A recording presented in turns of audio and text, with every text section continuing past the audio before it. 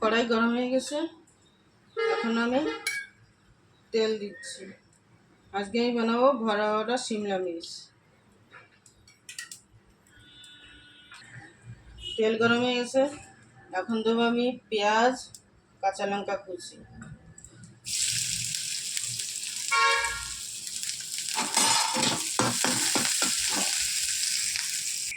পেঁয়াজটা হালকা ভেজে নিয়েছি, এখন দেবো আমি নুন, দেবো ধনে পাউডার, সামান্য শুকনো লঙ্কার গুঁড়ো, সামান্য হলুদ, তারপরে দেবো আমি দেখো সবজি মশলা, বেশি দেবো না, অল্পই দেবো। আর আমি আলুটা আগে থেকে সিদ্ধ করে রেখেছিলাম, এবার আমি আলুটা মশলার ভিতরে দেবো। দেখো আমার আলুর পুরটা বানানো হয়ে গেছে। এখন আমি শিমলা মির্চের ভিতরে ভরবো। শিমলা মির্চ আমি ধুয়ে এইভাবে কেটে নিয়েছি, এ দেখো এর ঢাকনা।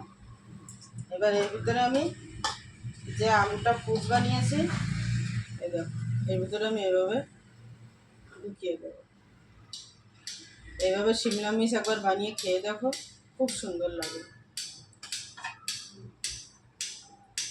এর ভিতরে আমি এভাবে দিয়ে দিছি। এখন এই যে ঢাকনার মতন বেরিয়েছে, কাটিয়ে রেখেছিলাম, ওটাকে এইভাবে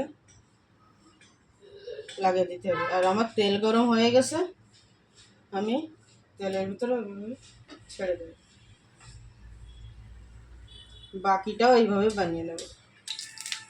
এ দেখো সবগুলো এইভাবে আমি আলুটা ভরে এরকম ঢাকনা মতো বানিয়ে ঢেকে দিয়েছি। তারপর গ্যাস কম করে এবার আমি ঢাকনা দিয়ে ঢেকে দিলাম। এখন আমি ঢাকনা খুলে দেখছি, দেখে একটু পাল্টিয়ে দেব।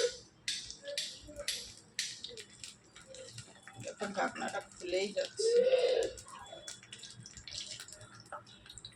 এক সাইডটা হয়ে গেছে, এবার दूसरा সাইড। এই দেখো আমার ভরাওয়ালা শিমলা মির্চ হয়ে গেছে, এখন আমি নামিয়ে দেবো। এই দেখো আমার হয়ে গেছে ভরাওয়ালা শিমলা মির্চ। ইউটিউবে দেখলে সাবস্ক্রাইব লাইক করো, আর ফেসবুকে দেখলে লাইক করো, শেয়ার করো।